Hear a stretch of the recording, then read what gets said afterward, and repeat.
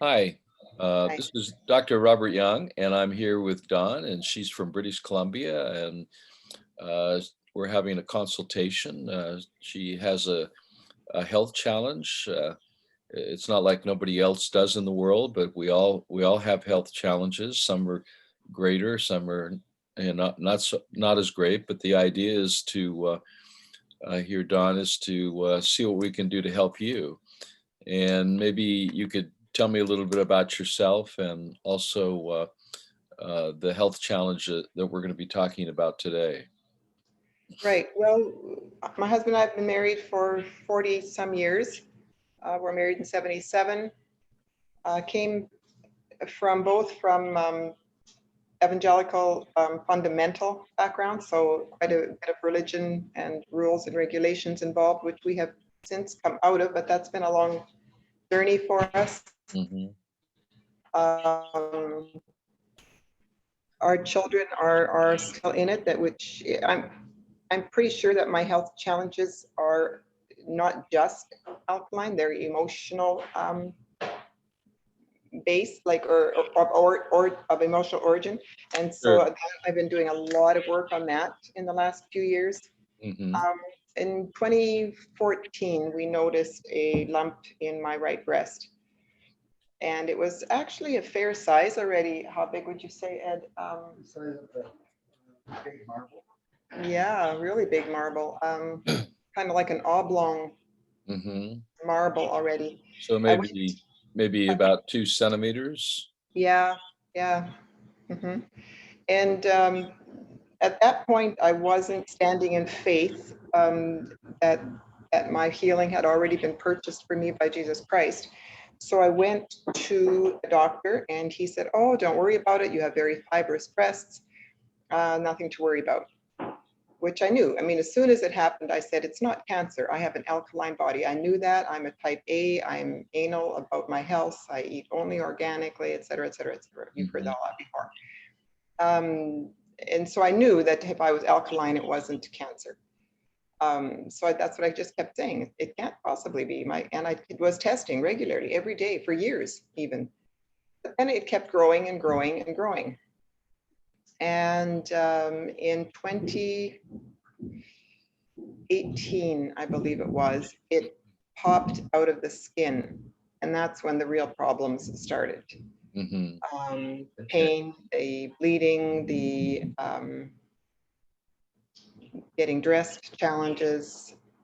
And those have just gotten worse in the last 2 years. So right now, I am basically housebound. Um, I because it oozes right now. So since starting your diet about last Sunday, I think I started. So it's a little over almost 2 weeks.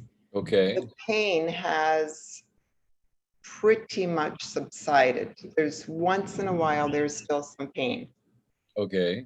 So that is encouraging. The seeping, which is now not so much yellow pus as white liquid, Oh, good. That's a good sign. Those are all good really, signs. Yes, absolutely. Yes. that is just like pouring out nonstop. Hmm. Okay. Have you tested the pH of that fluid? No. Yeah, you should test it. Okay. Get some pH hydrant paper. Is that different from the stuff you use for the urine? It's the same. Yeah, you're going to be testing interstitial fluid because that's fluid coming from the interstitium, and Yeah. as you continue to hydrate with alkaline fluids uh, and use especially the prime pH and the purify in the water, that's going to help raise the pH of the interstitial fluids. The other thing that's really important that will help you is the four salts, because the four salts contains sodium and potassium bicarbonate, Mhm. and those particular compounds are made by the stomach to maintain alkalinity. But the stomach needs support, not just with diet, but you know, with an alkaline diet in more green foods, but with these specific compounds So that when they get into the interstitium organ and mix with the interstitial fluids, and those fluids are the fluids that surround every cell of the body, uh, they'll travel throughout the whole body, providing an excess amount of alkalinity that will raise the pH of the cells, but it'll also neutralize any of the acids as it's being pushed around the body, particularly out into the breast tissue. This is when, the seeping will not only change in its biochemistry, but it'll also become less, let's say acidic, but less, causative of degeneration of cells or breaking down some cell membranes, but it'll also begin to cauterize and slow down the seeping. And It has just increased substantially yeah, since it will initially, but then again, started you want that fluid the to flow. seeping. Yeah, yeah, Okay, it'll increase initially, but you want the okay. fluid to flow in and around that particular area. Have you noticed that Oh, okay. your lesion or the mass, has it gotten any bigger, or is it Uh, still in about the last week and a half, no, I bigger? mean, Uh, just in the last few years, have you noticed when you oh yeah, it's huge. It's about 5 inches long, about 5 inches long and about three and a half inches wide. And it stands out of my body by about 2 inches. It's very hard to put on a bra to get dressed. And then yeah. if I do, then I have to wear pads in it, and then those seep and stink like crazy. And then everything's mushy, and then I have to walk around without any clothes on for a couple of days till it dries up again. So have you, what about the smell? What is it, is it, The smell is still there. It still smells that white fluid smells.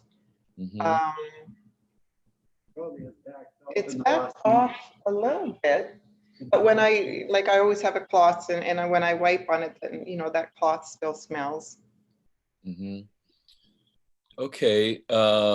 Well, it's like a sliver. It wants to come out of the body Hmm. and removed. And so have you tried any castor oil packs, or have you tried any montmorillonite clay packs where you actually pack it in a clay mixture, a moist clay mixture to help? Not clay. I did castor oil last year, and of course it says to put a heating pad around the castor oil, which immediately increased the pain just unbelievably. Yeah, you So I don't need to do stopped that. that. Yeah, the castor oil itself will pull, but even more so, the montmorillonite clay, it's called terra firma. If you make a paste out of it and you keep it moist, you can try to draw these things out. I mean, something that's more uh, in is more, let's say, aggressive would be the black salve. I don't know if you've looked at that, but you probably ought to spend some time reading about black slab and decide if that's something you want to do, because that will pull the tumor out of the body. But what it'll end up leaving is an open area that needs to heal so that'll be pulled out, and then you'll have that void in the breast tissue, which will need to heal. So the whole program is focused around saturating your tissues with alkalinity. Now, Mhm. since the breast is outside the body, you don't want any of this to come back into, because interstitial fluids flow throughout the whole body, in and around all cells, and that's the fluid that cells are bathed in. So it's very important to keep the pH of your urine, which is a product of the interstitial fluids, at a high pH above 8, ideally about 8.4. Uh, My testing kit only goes to 8, okay, so but how long has that been happening? I I will tell you in a little bit what I am taking. So every time I Yeah, test, pretty much 90% of the time it's purple, my little thing. So I know it's above 8. Right. Whenever, so anyways, yeah, it is purple. And how long has that been the case? Has that Now, been, so just since this last 2 weeks. So okay, what I do is I get up in the morning and first thing I take your little cocktail. All I have right now is sodium bicarbonate. So I take a teaspoon of that and my lemon juice and about 4 ounces of water. I drink that first thing. I drink it at noon. I also drink it when I come out of the sauna because of the all the stuff it's pulled out of my body, the sweat. I take it in the evening before I go to bed, and I take it whenever I'm feeling pain. okay, so if you use those same strips, you'll notice that the pH, when you're feeling pain in that part of your body, is a result of a decline in the pH. So pain is just like anything. If you overexercise, you'll feel muscle pain, and that overexercise is the result of lactic acid in the interstitial fluid that is causing that pain. So you'll note that the pH has dropped, and it's very important during that time to either do something such as increase the number of times you take the sodium bicarbonate, not just in the morning, but throughout the whole day. You can be sipping on it. And another compound, potassium bicarbonate, which is in the 4 salts, can be very helpful. So a combination of those 2 salts, potassium and sodium bicarbonate, as you drink that. And you can do enemas with this, or colon hydrotherapy, where you infuse it into the rectum and allow that fluid then, as you retain it, to be taken up by the hemorrhoidal vein. And this is a very good way to begin hyperperfusing alkalinity into the blood, but also into the interstitial fluids, which will then be carried out throughout the entire body, including the breast tissue. So your books don't mention enema with the 4 salts you're talking about, or just the Yeah, sodium? you do the enema, or if you have a colon hydrotherapist that you use for colonics, but if you're doing it on, but an enema, you would take a 1 liter bag, and then you would add 3, they're approximately 5 gram scoops. So approximately 5 grams scoops, or 15 grams into 1 liter bag. And then you would add 10 drops of the prime pH, 10 drops of the purify. And in addition, you would then add the chlorophyll. Now, the reason for the chlorophyll, particularly, 1 second, I'm sorry. Okay. The reason why you would use the chlorophyll is for sanitation, for purification, and for helping to neutralize acids, but also to help build blood. So you want to build blood in this process by focusing on chapter 5 of the pH Miracle book, revised and updated, that talks about the COWS program, which is chlorophyll, oil, water, and salt. Right. These are the 4 areas, or the 4 cornerstones of restoring health to your body fluids, which will then restore health to your body cells. So Okay, now I can't find the pH drops and the prime pH is at phmiracleproducts.com. So I have to order it from your yeah, you website. can order it from the website, but it's And prime the pH. Purify? What And is that? Purify is potassium hydroxide and potassium bicarbonate in a liquid form that you put drops into the water to alter the chemistry of the water, to increase its electrical potential, and also to increase its pH. Sorry, So how many drops did you say to put in the enema? it's it's per liter. Generally, those bags are at least a liter, sometimes Yeah, large. mine's here. I usually do a 4 liter enema. Yeah. I mean, a Okay, 1 so liter so enema. on each liter, this is each liter, 10 drops of Yeah, prime pH, 10 drops of purify, three uh, three or 15 grams or 5 gram scoops of 4 salts, and yeah. then 1 to 2 micro scoops of the uh, I-juice chlorophyll. The I-juice chlorophyll is a concentration of mulberry leaf. So, Okay. So the chlorophyll that I can purchase is this. okay, well, read the ingredients on the back Yeah, for me. no ingredients. Sodium copper chlorophyll from plants. Yeah, so Milligrams that's per called, tablespoon. yeah, that's called chlorophyllin. Chlorophyllin, yeah, is extracted with copper, and this is not the best form of chlorophyll that you should be drinking. Okay. So, what I would suggest is the powder. One little container will last several months because you don't use very much of it. It's a pure. You could take it and put one little scoop in it and make a whole bottle of what you just showed me, but it's not. Doesn't have copper in it. We don't use a copper extraction. It's a juicing of the mulberry leaf, and then a water extraction, an evaporation process. How much of that powder would I put into an enema? Well, it's a microscoop. It's approximately 250 to 300 milligrams. So one scoop. So it's just 1 to 2 scoops, but you don't use much because of its concentration. Uh, Okay. And then hold it, what, 15 minutes?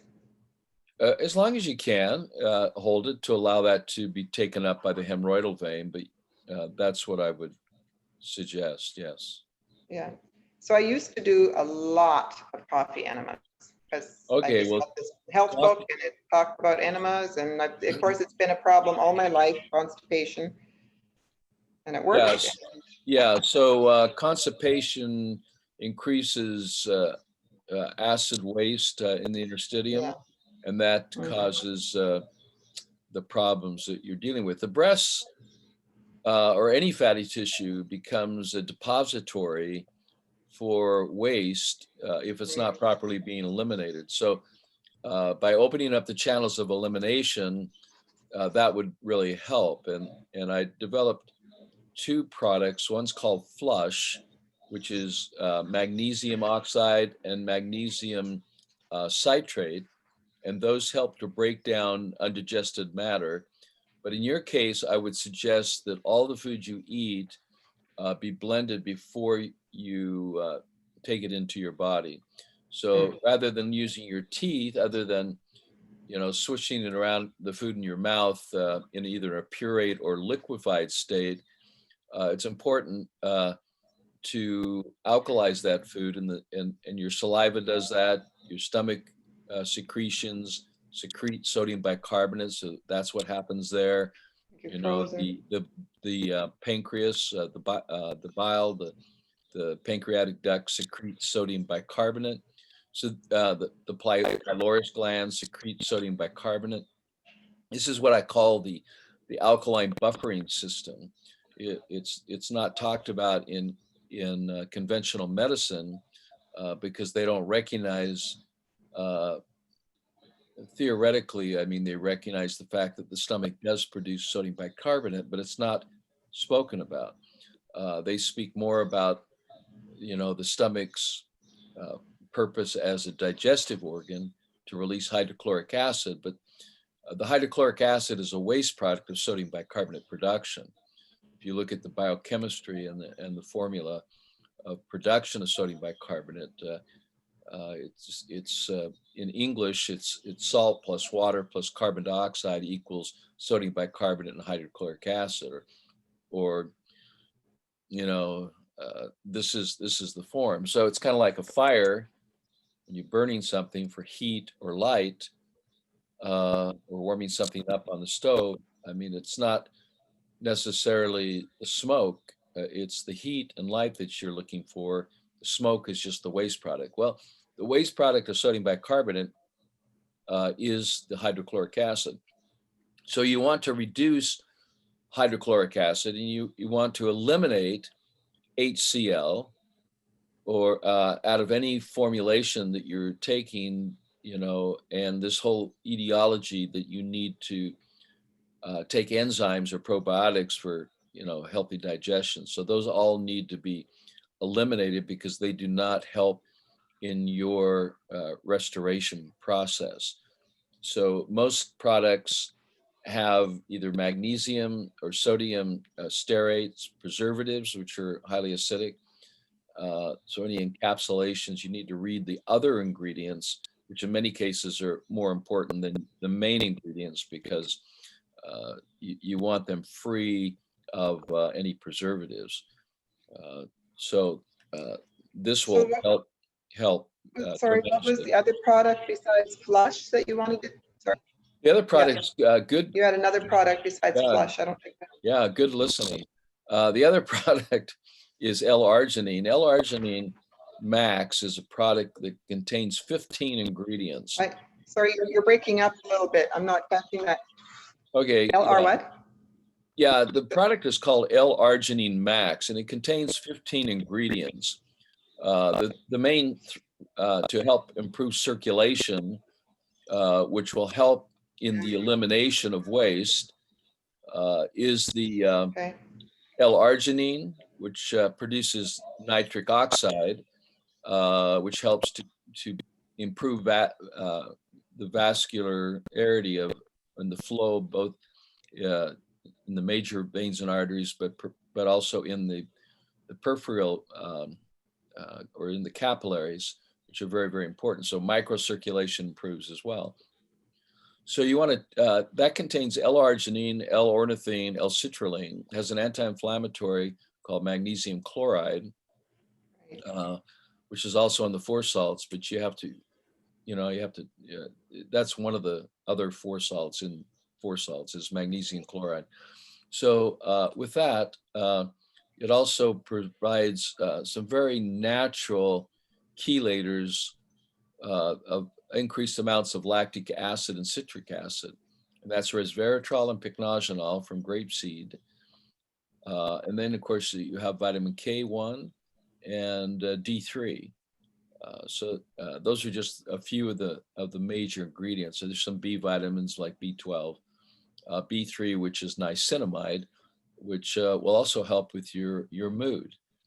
So it'll help support the amygdala, which is your kind of like the emotional center of the body. So it'll balance that. It'll also support the nucleus totalis solitaris, the astrocytes, the bundle of cells in the brainstem that regulate homeostasis, that regulates the biochemistry, regulates the body temperature.